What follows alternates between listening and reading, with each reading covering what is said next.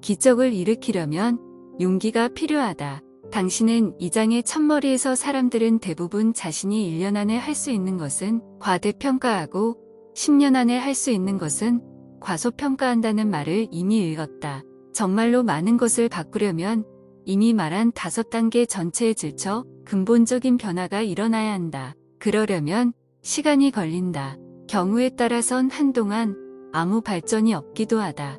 하지만 그러다가 어느 순간 갑자기 폭발적인 발전이 이루어진다. 대나무는 이 과정을 극적으로 잘 보여준다. 대나무를 키우는 한 농부가 땅에 씨를 뿌리고 거름을 준 다음 잘 덮어준다. 4년 동안 그 자리에 잠들어 있다. 매일 아침 농부는 씨에 물을 준다. 4년을 하루같이 말이다. 4년이 다 지나갈 무렵 드디어 씨는 땅을 뚫고 올라온다. 그리고는 90일 만에 20m가 자란다. 4년 동안 농부는 싹이 아직 살아있는지 확신할 수 없다.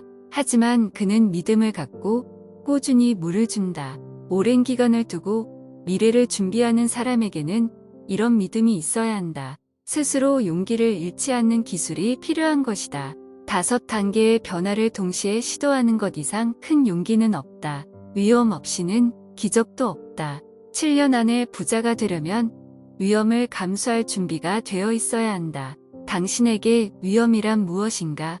어느 유명한 투우사가 말했다. 접이 없어서 황소와 싸운다면 그건 아무것도 아니다. 그리고 집이 나서 황소와 싸우지 않는다면 그 또한 아무것도 아니다. 하지만 겁이 나는데도 황소와 싸우는 것은 대단한 일이다. 어느 돈 많은 사람도 이런 말을 했다.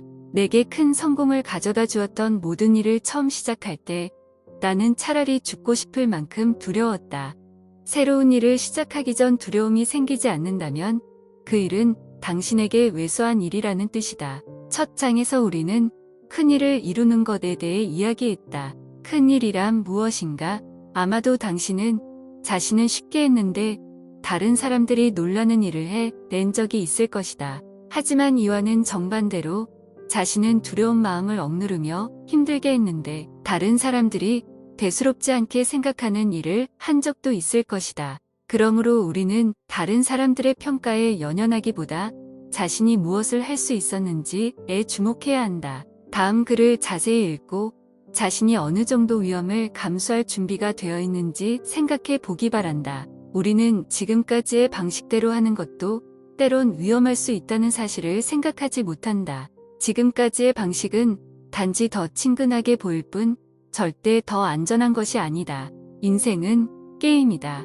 위험을 감수하지 않는 자는 아무것도 이루지 못한다. 이 세상에 확실하게 안전한 것이란 없다. 단지 기회가 있을 뿐이다. 모든 일을 신속히 처리하라. 어차피 성공을 사전에 완벽하게 준비할 수는 없다. 절대 실수하지 않는 사람은 아무것도 하지 않는 사람밖에다. 불확실성의 고통은 고통의 확실성보다 훨씬 강력하다. 모든 계획에는 위험과 그 대가가 있다. 하지만 그것은 아무것도 하지 않는 편안함에 따르는 장기적인 위험과 대가에 비하면 아무것도 아니다. 잃어버릴지도 모른다는 두려움을 갖고 있는 한 아무것도 얻을 수 없다. 위험을 감수하라. 그런다고 맨 땅에 넘어지지 않는다. 무언가 바뀌기를 바란다면 먼저 자신이 바뀌어야 한다. 모든 변화는 위험을 뜻한다. 왜냐하면 변화란 어떤 식으로든 자신의 익숙한 환경을 떠나는 것이기 때문이다. 발전은 안전지대 밖에서 이루어진다. 그래서 나의 스승 가운데 한 분은 항상 이렇게 강조했다. 안전지대를 떠나게. 문제 하나가 해결되거든 곧장 더 크고 새로운 문제에 뛰어들게. 당신은 이 책에서 이자만 갖고 편안하게 살 수 있는 재산을 20년 안에 모으는 방법을 배우게 될 것이다. 하지만 그것을 7년 안에 이룰 수도 있다. 기적은 변화가 있는 곳에서 일어난다. 그러려면 당신은 안전지대를 떠나 위험에 몸을 내맡길 준비가 되어 있어야 하다.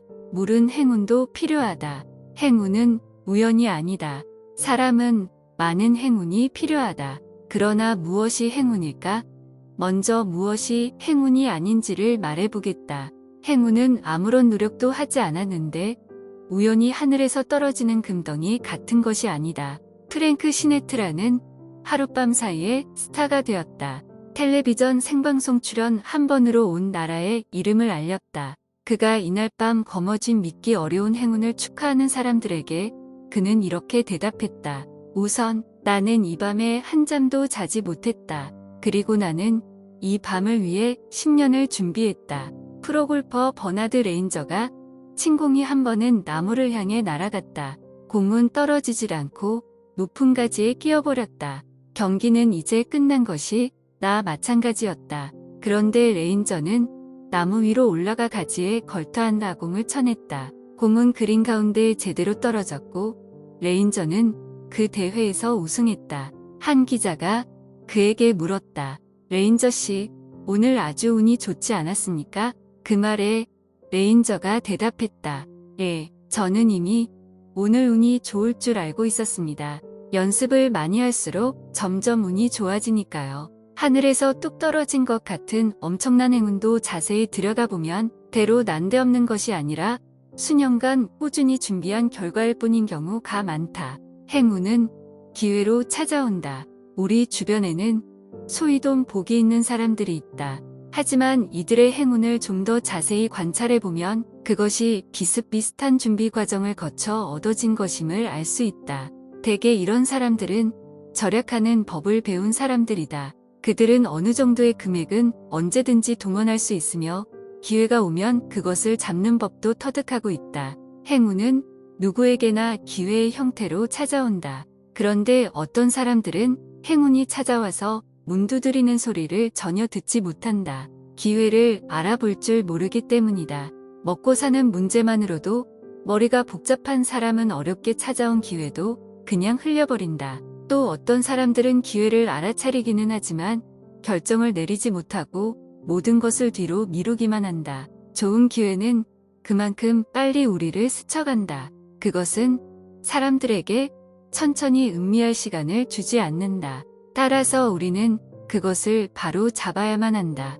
오직 소수의 사람들만이 기회를 알아본다. 그들은 필요한 자금을 동원할 줄 알며 기회를 바로 낚아챌 줄 안다.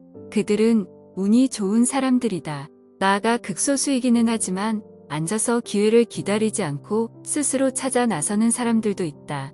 그들은 운이 아주 좋은 사람들이다.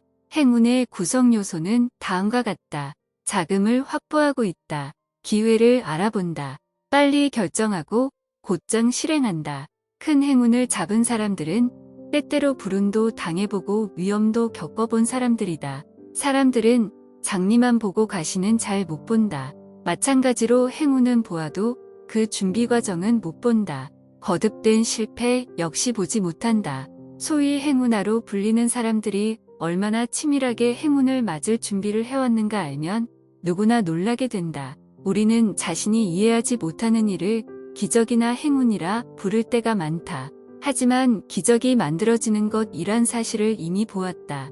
행운 역시 수년에 걸친 준비 과정의 결과이다. 그러므로 자신이 설명할 수 없다고 해서 기적을 초월적 현상으로 치부하고 자신이 운이 없는 사람이라고 주장하는 것은 결국 태도의 문제일 뿐이다. 운이 없다는 것은 가장 좋은 변명인 동시에 책임에서도 벗어날 수 있는 좋은 방편이 될 수 있다. 하지만 그럼에도 당신이 기꺼이 책임을 떠맡으려고만 한다면 행운도 미리 계획할 수 있다.